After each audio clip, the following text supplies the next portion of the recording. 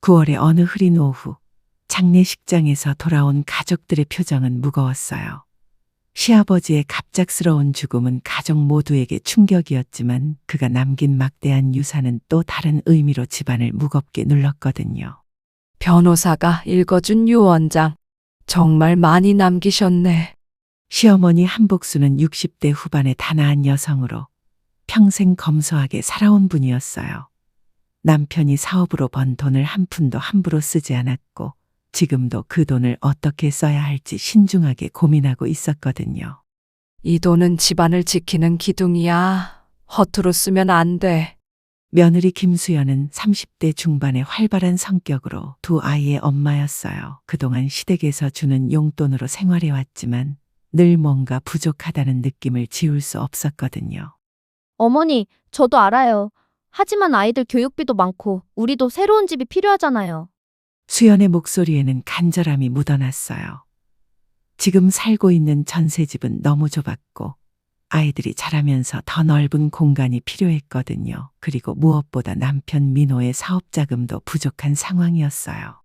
엄마, 수연이 말도 맞아요. 아버지께서 남겨주신 돈을 가족을 위해 써야죠. 물론 가족을 위해서지. 하지만 신중해야 해. 이 돈으로 제사도 지내야 하고 나중에 너희 아이들 결혼할 때도 필요하거든. 복순의 걱정은 현실적이었어요. 남편의 제사를 평생 지내야 하고 손자들이 자라서 결혼할 때까지 생각하면 결코 적은 돈이 아니었거든요. 그래도 지금 당장 필요한 게 더 많아요. 은서는 중학교에 올라가는데 학원비만 해도. 엄마, 친구들은 다 영어 캠프 간다는데 나만 못 가는 거야? 12살 은서의 말에 수연의 마음이 더욱 급해졌어요. 다른 집 아이들은 다 하는 것들을 자신의 아이만 못하게 하는 게 미안했거든요. 애들 교육은 꼭 돈 많이 드는 걸로만 해야 하나? 우리 때는 그런 거 없어도 잘 컸는데. 어머니, 요즘은 달라요. 경쟁이 너무 치열해서 뒤처지면 따라잡기 힘들어요. 두 사람의 대화는 평행선을 그었어요. 복수는 검소함과 신중함을 중요하게 여겼고 수연은 현재의 필요와 아이들의 미래를 걱정했거든요. 그날 밤 수연은 민호와 이야기했어요. 여보, 어머니가 너무 보수적이신 것 같아요. 돈을 그냥 묵혀두면 뭐해요? 그래도 엄마 입장도 이해해줘야지. 갑자기 큰 돈이 생기니까 신중하게 생각하시는 거야. 근데 우리도 이 기회에 좀 더 나은 생활을 할 수 있잖아요. 아이들 교육도 제대로 시키고. 수연의 마음속에는 작은 불만이 자라고 있었어요. 시댁 돈이라고는 하지만 자신도 이 집의 며느리인데 왜 이렇게 눈치를 봐야 하는지 이해할 수 없었거든요. 며칠 후 복순이 은행에서 유산 정리를 마치고 돌아왔어요. 정말 많이 남겨두셨네. 부동산까지 합치면 상당한 금액이야. 그럼 이제 계획을 세워봐야죠. 당장 필요한 것들부터. 계획은 천천히 세우자. 급할 건 없잖아. 하지만 수연에게는 급한 일이 많았어요. 당장 다음 달 은서의 학원비도 내야 하고 전세 계약도 곧 끝나가고 있었거든요. 처음엔 작은 차이였지만 두 사람의 말끝에는 이미 다른 길이 놓여 있었어요. 유산 정리를 마친 지 2주가 지난 어느 금요일, 수연은 오랜만에 대학 동창 정미와 만났어요. 강남의 한 카페에서 만난 정미는 예전보다 훨씬 화려해 보였거든요. 수연아, 정말 오랜만이다. 어떻게 지냈어? 그냥 애들 키우느라 바빴지. 너는 어떻게 지냈어? 나? 요즘 사업이 너무 잘 돼서 바빠 죽겠어. 이번 달만 해도 수익이 어마어마하더라. 정미는 명품 가방을 테이블에 올려놓으며 자신감 넘치는 표정을 지었어요. 수연은 그런 정미를 부러운 눈으로 바라봤거든요. 사업 뭐 하는 거야? 온라인 쇼핑몰이야. 요즘 대박이라니까. 특히 수입 화장품 쪽이 정말 돈이 돼. 정미는 휴대폰을 꺼내 자신의 쇼핑몰 매출 현황을 보여줬어요. 화면에 찍힌 숫자들이 수연의 눈을 휘둥그레 만들었거든요. 이게 이번 달 매출이야. 보통 이 정도는 기본으로 나와. 와, 정말 대단하다. 어떻게 시작한 거야? 처음에 자본금 좀 투자해서 시작했는데 지금은 투자금의 몇 배가 돌아왔어. 너 정도 자본 있으면 금방 성공해. 투자만 하면 돼. 정미의 말이 수연의 가슴을 뛰게 했어요. 그동안 시어머니 눈치를 보며 용돈을 받아 쓰는 게 얼마나 답답했는지 이제야 탈출구가 보이는 것 같았거든요. 자본금이 얼마나 필요해? 제대로 하려면 최소 3억 정도는 있어야지. 그래야 좋은 상품들 떼어다가 팔 수 있거든. 3억이라는 금액의 수연은 잠깐 망설였어요. 하지만 시아버지가 남긴 유산을 생각하면 불가능한 금액은 아니었거든요. 수연아, 솔직히 말할게.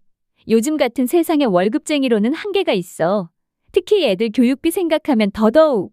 맞아. 은서 학원비만 해도 월 100만 원인데. 그러니까 이런 기회를 놓치면 언제 또 있겠어? 나도 너 잘 되라고 얘기해 주는 거야. 카페를 나오는 길에 수연의 머릿속은 복잡했어요. 정미의 말이 계속 맴돌았고 화려한 수익률과 성공담이 그녀의 귀를 사로잡았거든요. 집에 돌아온 수연은 혼자 있을 때 시아버지의 통장을 꺼내봤어요. 은행에서 정리해온 잔고 내역을 보니 정말 큰 금액이 적혀 있었거든요. 이 돈, 나도 내 인생 한번 바꿔보고 싶어. 그 순간 수연의 마음속에서 뭔가가 꿈틀거렸어요. 지금까지 남편과 시어머니에게 의존해서 살아왔지만 이번 기회에 경제적 독립을 이룰 수 있을 것 같았거든요. 다음 날 수연은 다시 정미에게 전화를 걸었어요. 정미야, 어제 얘기한 거 좀 더 자세히 알려줄 수 있어? 오, 관심 있어? 좋아. 내일 사무실로 와봐. 실제 사업 현황도 보여주고 설명해 줄게. 수연은 가슴이 두근거렸어요. 새로운 세상이 열릴 것 같은 기대감과 동시에 시어머니의 반대가 떠올랐지만 욕망이 더 컸거든요. 그날 밤 복순이 말했어요. 수연아, 요즘 표정이 밝아졌네. 무슨 좋은 일 있어? 아, 아니에요. 그냥 기분이 좋아서요. 그래, 그럼 다행이고. 그런데 아버지 유산 관련해서 조만간 가족회의를 해야겠어. 어떻게 관리할지 다 같이 정해야지.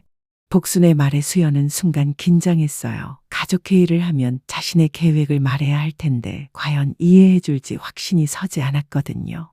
네, 알겠어요. 하지만 수연의 마음은 이미 정미의 제안 쪽으로 기울어 있었어요. 시어머니의 신중함보다는 자신의 욕망과 꿈이 더 크게 느껴졌거든요. 그날 밤 수연은 잠들기 전까지 성공한 자신의 모습을 상상하며 미소를 지었어요. 정미의 사무실은 강남 한복판의 고급 빌딩 20층에 있었어요. 수연이 엘리베이터에서 내리자 뷰티코리아라는 간판이 눈에 들어왔거든요. 어서 와. 우리 사무실 어때? 전망 좋지? 와, 정말 대단하다. 여기가 다 너 거야? 작년에 확장했어. 직원도 15명 정도 돼. 사무실 안에는 젊은 직원들이 바쁘게 컴퓨터를 두드리고 있었고 한쪽 벽면에는 매출 그래프가 크게 붙어 있었어요. 모든 것이 성공적으로 보였거든요. 이게 우리 월별 매출 현황이야. 보다시피 계속 상승세지. 정말 대단해. 어떻게 이렇게 잘 될 수 있지? 비결은 간단해. 좋은 상품을 적당한 가격에 파는 거야. 특히 K-뷰티 붐 덕분에 해외 판매가 엄청나. 정미는 수연에게 사업 계획서를 보여주며 자세히 설명했어요. 화려한 숫자들과 성장 전망이 수연의 마음을 사로잡았거든요. 수연아, 솔직히 말하면 너 같은 파트너를 찾고 있었어. 믿을만하고 자본력도 있는 사람. 나를 파트너로? 새 브랜드 라인을 런칭하려는데 투자자가 필요해. 3억만 투자하면 지분 30% 줄게. 수연은 가슴이 뛰었어요. 30% 지분이라면 정미와 거의 동등한 파트너가 되는 것이었거든요. 집에 돌아온 수연은 민호에게 조심스럽게 얘기를 꺼냈어요. 여보, 친구가 사업 제안을 했는데 어떻게 생각해? 사업, 무슨 사업인데? 온라인 쇼핑몰이야. 정미가 하는 건데 정말 잘 되고 있어. 요즘 온라인 쇼핑몰이 잘 되긴 하던데. 근데 자본금이 얼마나 필요한데? 3억 정도. 3억? 그게 어디 작은 돈이야? 너무 위험하지 않을까? 민호는 걱정스러운 표정을 지었어요. 갑자기 생긴 큰 돈을 투자한다는 게 부담스러웠거든요. 여보, 정미 사무실 봤는데 정말 대박이야. 이런 기회가 어디 또 있겠어? 며칠 후 수연은 복순 몰래 정미와 계약서에 사인을 했어요. 우선 1억을 먼저 투자하기로 한 거죠. 한 달이 지나자 정말로 수익이 나기 시작했어요. 정미가 보내준 정산서에는 수연의 몫으로 500만 원이 적혀 있었거든요. 수연아, 첫 달 수익이 나왔어. 500만 원. 어때? 정말요? 와, 한 달에 500만 원씩이면? 이제 시작이야. 다음 달부터는 더 늘어날 거야. 투자금을 늘리면 수익도 그만큼 커지고. 수연은 신이 났어요. 한 달에 500만 원이면 연간 6천만 원이 넘는 수익이었거든요. 이런 돈이 계속 들어온다면 정말 인생이 바뀔 것 같았어요. 집에 돌아온 수연은 복순에게 조심스럽게 말했어요. 어머니, 좋은 소식이 있어요. 무슨 소식인데? 제가 작은 투자를 했는데 수익이 났어요. 투자? 무슨 투자? 친구가 하는 사업에 조금 투자했는데 벌써 수익이 나기 시작했어요. 봐요. 어머니, 제 말이 맞았잖아요. 이젠 우리도 달라질 거예요. 수연은 정산서를 보여주며 자신만만하게 말했어요. 하지만 복순의 표정은 밝지 않았거든요. 수연아, 어디서 투자금을 구했니? 그게 아버지 유산에서 조금만. 뭐라고? 내 허락도 없이? 어머니, 화내지 마세요. 수익이 나잖아요. 앞으로 더 많이 벌 수 있어요. 돈이 빨리 오르면 빨리 사라지기도 해. 조심해라. 복순의 걱정 어린 조언에 수연은 귀를 기울이지 않았어요. 첫 성공의 달콤함에 취해 있었거든요. 그녀의 눈에는 오직 성공의 불빛만이 번지고 있었어요. 그날 밤 수연은 민호에게 말했어요. 여보, 정말 대박이야. 벌써 500만 원이나 벌었어. 정말? 그럼 다행이네. 근데 엄마는 뭐라고 하셔? 어머니는 걱정만 하세요. 하지만 결과가 좋으니까 이해해 주실 거야. 수연은 확신에 차 있었어요. 이 정도 수익이 계속 나온다면 시어머니도 반대할 이유가 없을 거라고 생각했거든요. 하지만 그녀는 아직 몰랐어요. 달콤한 성공의 뒤에 숨어 있는 위험을 말이에요. 첫 수익에 취한 수연은 더 과감해졌어요. 정미의 제안에 따라 추가로 2억을 더 투자하기로 결정했거든요. 하지만 이번에는 조금 더 조심스럽게 접근해야 했어요. 어느 토요일 오후, 민호가 집에서 가계부를 정리하고 있었어요.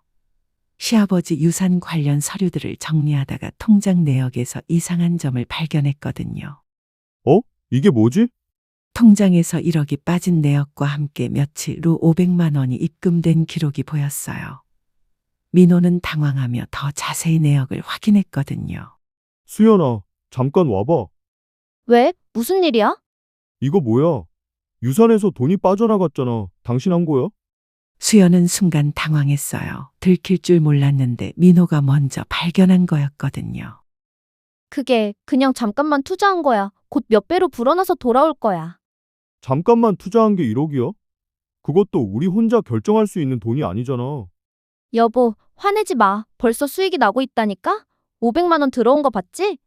민호의 얼굴은 점점 굳어졌어요. 아내가 가족 모르게 이런 큰 결정을 했다는 사실이 믿기지 않았거든요. 수연아, 이건 아버지가 우리 가족을 위해 남겨주신 돈이야. 내 마음대로 할 수 있는 돈이 아니라고. 가족을 위해서 하는 거잖아. 이 돈으로 더 많이 벌어서 아이들 교육비도 걱정 없게 하고. 그때 복순이 거실로 나왔어요. 두 사람의 큰 소리가 들렸던 거죠. 뭔 일이야? 왜 이렇게 시끄러워? 엄마, 수연이가 아버지 유산에서 1억을 빼서 투자했어요. 뭐라고? 복순의 얼굴이 순간 하얗게 변했어요. 며느리가 자신의 허락도 없이 남편의 유산에 손을 댔다는 사실이 충격이었거든요. 수연아, 내가 어떻게 그럴 수 있니? 이건 내 돈이 아니라 가족의 돈이야. 어머니, 하지만 수익이 나고 있어요. 보세요. 벌써 500만 원이나. 500만 원 벌겠다고 1억을 위험에 빠뜨려? 정신이 있니 없니? 복순의 목소리가 높아졌어요. 그동안 참고 있던 불안감이 한순간에 터져나온 거였거든요. 어머니는 왜 제가 하는 일을 믿어주지 않으세요? 정미 사업 정말 잘 되고 있다고요. 믿어달라고? 몰래 돈 빼간 사람을 어떻게 믿어? 도둑질이랑 뭐가 달라? 도둑질이라고요? 저도 이 집 며느리인데 왜 그렇게 말씀하세요? 부엌까지 들릴 정도로 큰 소리가 오갔어요. 민호는 두 사람 사이에서 어쩔 줄 몰라 했거든요. 엄마, 수연아, 일단 진정하고 얘기합시다. 진정하라고? 이런 상황에서 어떻게 진정해? 그날 저녁 식탁은 얼음장처럼 차가웠어요. 복수는 밥을 거의 먹지 않았고 수연은 죄책감과 억울함이 뒤섞인 복잡한 감정에 휩싸여 있었거든요. 밤에 민호가 수연에게 말했어요. 수연아, 엄마 말씀도 맞아. 이런 큰 결정을 혼자 하면 안 되지. 그럼 어떻게 해? 가족회의에서 결정하자고 하면 어머니가 허락해 줄 것 같아. 그래도 절차는 지켜야지. 그리고 정말 안전한 투자인지 다시 한번 확인해 봐. 수연은 마음이 답답했어요. 좋은 기회를 놓칠 것 같았고 가족들이 자신을 이해해주지 않는다는 생각이 들었거든요. 다음 날 복수는 은행에 가서 통장 관리 방식을 바꿨어요. 앞으로는 본인의 동의 없이는 큰 금액을 인출할 수 없도록 말이에요. 이런 일이 다시 일어나면 안 되니까. 그 소식을 들은 수연은 더욱 서운했어요. 자신을 아예 믿지 않는다는 뜻으로 받아들였거든요. 갈등은 눈에 띄게 커졌고 집안 공기는 숨막히게 무거워졌어요. 투자한 지 3개월이 지나면서 상황이 조금씩 이상해지기 시작했어요. 정미에게서 오는 정산 보고서의 수익률이 예전만 못했거든요. 어느 날 수연이 정미에게 전화를 걸었어요. 정미야, 이번 달 수익이 많이 줄었네? 무슨 일 있어? 아, 그거? 일시적인 현상이야. 요즘 경기가 좀 안 좋아져서 그래. 곧 회복될 거야. 그래도 너무 많이 줄었는데 처음에 말한 것과 다르잖아. 수연아, 사업이라는 게 항상 일정할 수는 없어. 이럴 때일수록 더 투자해야 큰 수익을 낼 수 있어. 정미의 말에 수연은 불안해졌어요. 하지만 지금까지 투자한 돈을 생각하면 포기할 수도 없었거든요. 며칠 후 수연은 정미의 사무실을 직접 찾아갔어요. 그런데 예전과 분위기가 많이 달랐거든요. 직원들이 많이 줄었네? 아, 그거? 구조조정을 좀 했어. 효율성을 높이려고. 사무실 한쪽 구석에는 박스들이 쌓여 있었고 예전에 붙어 있던 화려한 매출 그래프도 사라져 있었어요. 수연은 뭔가 이상하다는 느낌을 지울 수 없었거든요. 수연아, 솔직히 말할게. 요즘 시장 상황이 정말 안 좋아. 중국발 경기 침체 때문에 수출이 막혔어. 그럼 우리가 투자한 돈은 어떻게 되는 거야? 당분간은 수익이 안 날 수도 있어. 하지만 이럴 때일수록 버텨야 해. 곧 회복될 거야. 수연의 얼굴이 창백해졌어요. 정미의 말이 점점 변명처럼 들렸거든요. 집에 돌아온 수연은 인터넷으로 관련 뉴스를 찾아봤어요. 정말로 화장품 업계 전반에 어려움이 있다는 기사들이 쏟아져 나왔거든요. 안 돼. 이렇게 될 리 없어. 곧 다시 오를 거야. 하지만 현실은 더욱 냉혹했어요. 다음 달 정산서에는 수익은커녕 손실이 발생했다고 적혀 있었거든요. 그날 밤 수연은 잠을 이룰 수 없었어요. 민호도 아내의 불안한 모습을 보며 걱정이 됐거든요. 수연아, 괜찮아. 요즘 얼굴이 너무 안 좋아 보여. 여보, 투자한 게 좀 안 좋아진 것 같아. 어떻게 안 좋아진다는 거야? 손실이 조금 났어. 손실, 얼마나? 이번 달에 1천만 원 정도. 민호는 충격을 받았어요. 한 달에 1천만 원 손실이라면 투자 원금이 위험에 처했다는 뜻이었거든요. 수연아, 이러다가 원금까지 다 잃는 거 아니야? 빨리 빼야 하는 거 아니야? 아직 포기하기는 이르다고 정미가 그러는데. 정미 말을 그대로 믿어도 돼? 혹시 우리를 속이는 건 아닐까? 수연도 의심이 들기 시작했지만 인정하고 싶지 않았어요. 지금까지 투자한 돈이 너무 아까웠거든요. 다음 날 복순이 수연을 불렀어요. 수연아, 요즘 표정이 너무 어두워. 혹시 투자한 게 문제 있는 거 아니야? 아, 아니에요. 일시적으로 조금 어려운 거예요. 조금 어렵다는 게 뭔 소리야? 정확히 말해봐. 수연은 더 이상 숨길 수 없었어요. 복순에게 현재 상황을 털어놓을 수밖에 없었거든요. 어머니, 손실이 좀 났어요. 얼마나? 지금까지 2천만 원 정도요. 2천만 원? 벌써 그렇게 많이? 복순은 머리가 어찔했어요. 자신이 걱정했던 일이 현실로 나타나고 있었거든요. 내가 뭐랬니?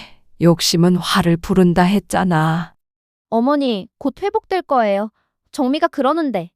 지금까지도 정미 말만 믿고 있어. 정신 차려.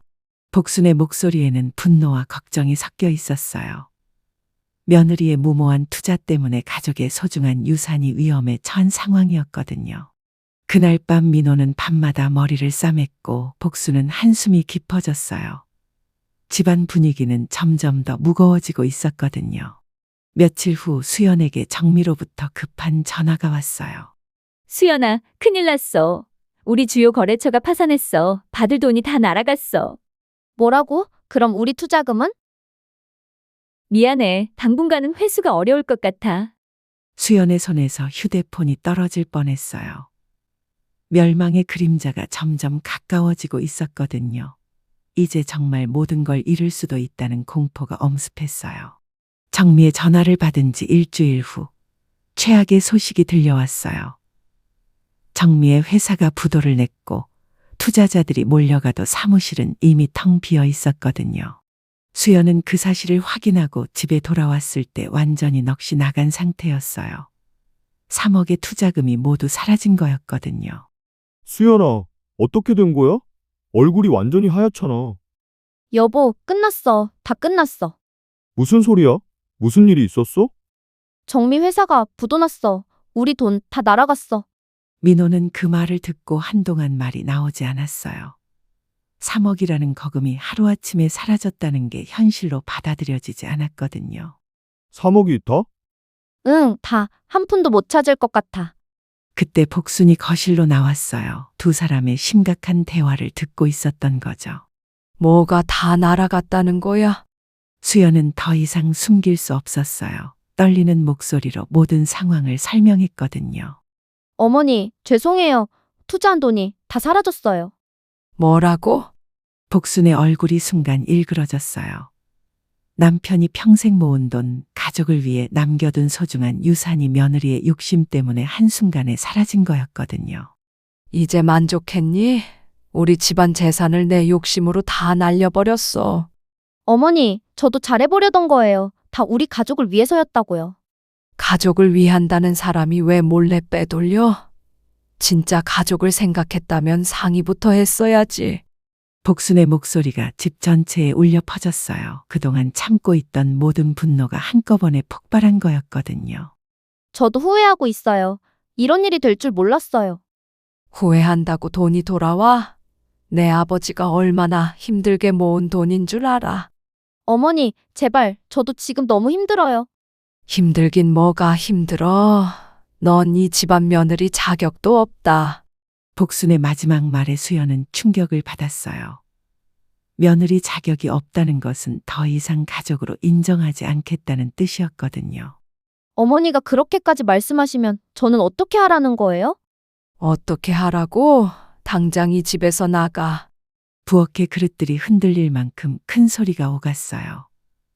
민호는 얼굴을 감싸쥐고 말없이 앉아 있었지만 더 이상 아내를 감쌀 수 없는 상황이었거든요.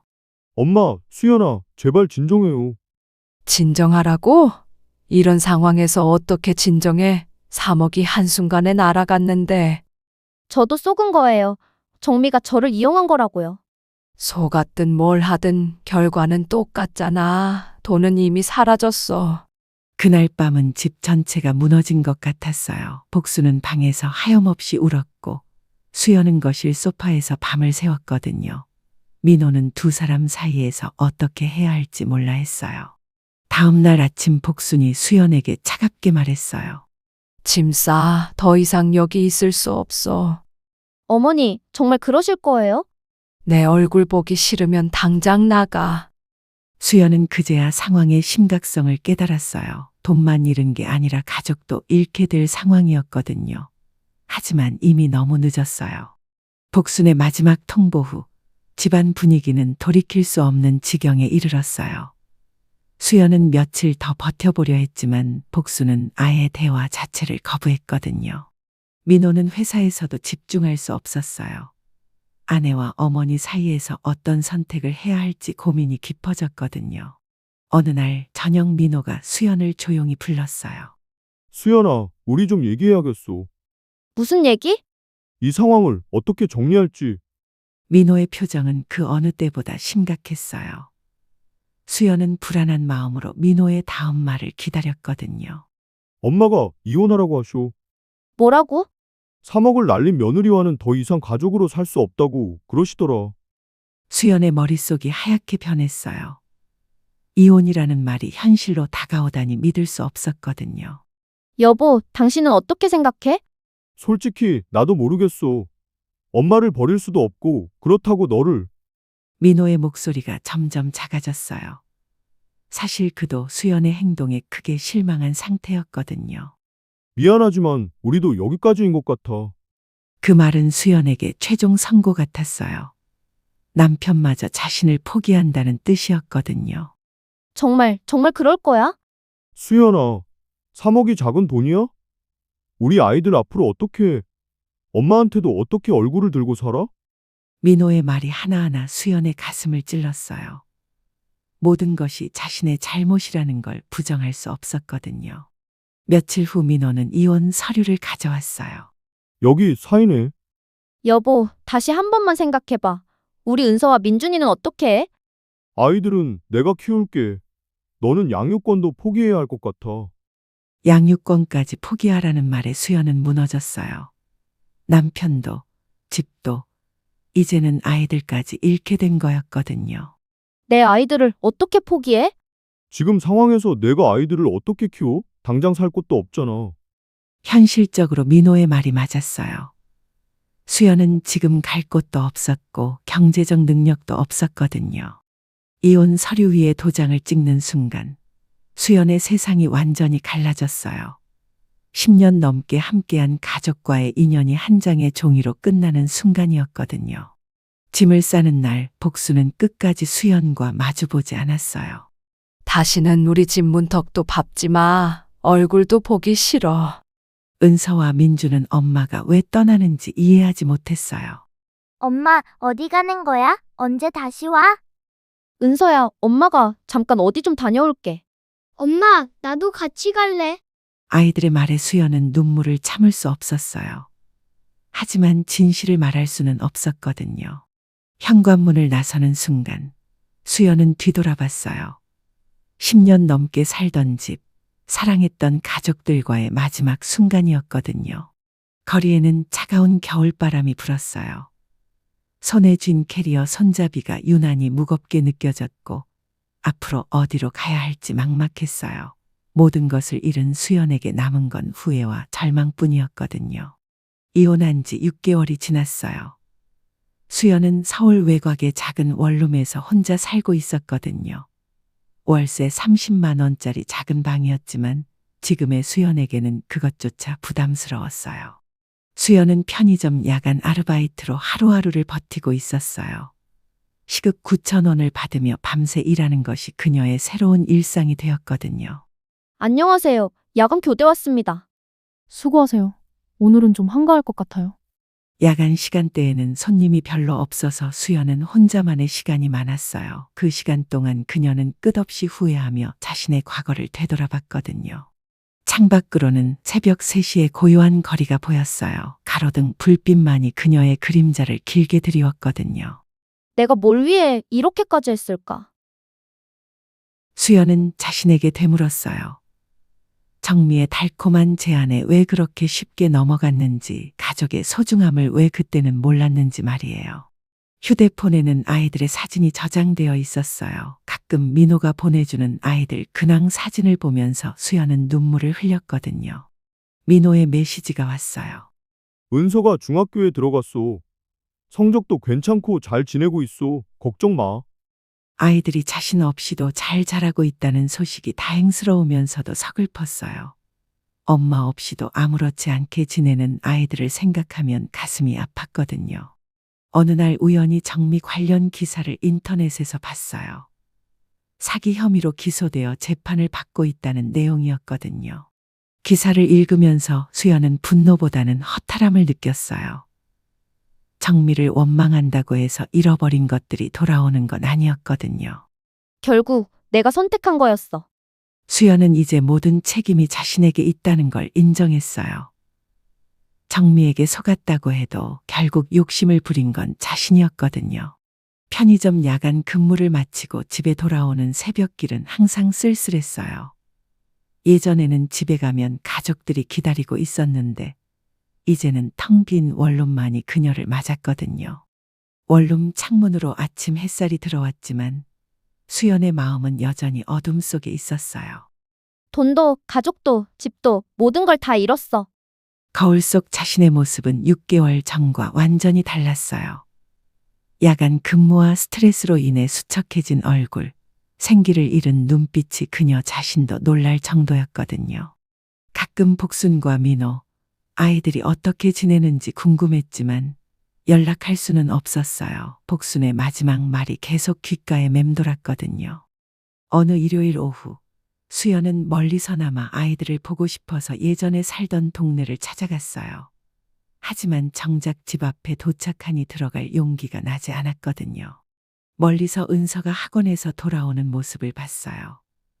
키도 훌쩍 자라고 예전보다 성숙해 보였거든요. 엄마 없이도 씩씩하게 자라는 딸의 모습이 대견하면서도 마음 아팠어요. 미안해, 은서야. 엄마가 정말 미안해. 수연은 그 자리에서 한참을 서 있었어요. 다가가서 안아주고 싶었지만 그럴 자격이 없다고 생각했거든요. 그날 밤 원룸으로 돌아온 수연은 창밖을 바라보며 깨달았어요. 유산이 진짜 지켜야 할 건 돈이 아니었어. 가족이었는데. 욕망은 달콤했지만 그 끝은 이토록 쓸쓸했어요. 한때 3억이라는 큰 돈을 좇았지만 정작 소중한 것들은 모두 놓쳐버렸거든요. 늦은 깨달음이었지만 이제라도 수연은 진짜 소중한 게 무엇인지 알게 되었어요. 하지만 그 깨달음은 너무 늦었고 되돌릴 수 없는 강을 이미 건너버린 후였거든요. 창밖 가로등 아래로 새벽 출근길 사람들이 지나갔어요. 모두들 각자의 삶을 살아가고 있었지만 수연에게는 그들 모두가 부러워 보였어요. 적어도 그들에게는 돌아갈 집과 가족이 있을 테니까 말이에요. 수연은 그날 밤도 편의점으로 향했어요. 남은 건 깊은 공허와 끝없는 후회뿐이었지만 그래도 살아가야 했거든요. 자신이 저지른 일의 대가를 치르면서 말이에요.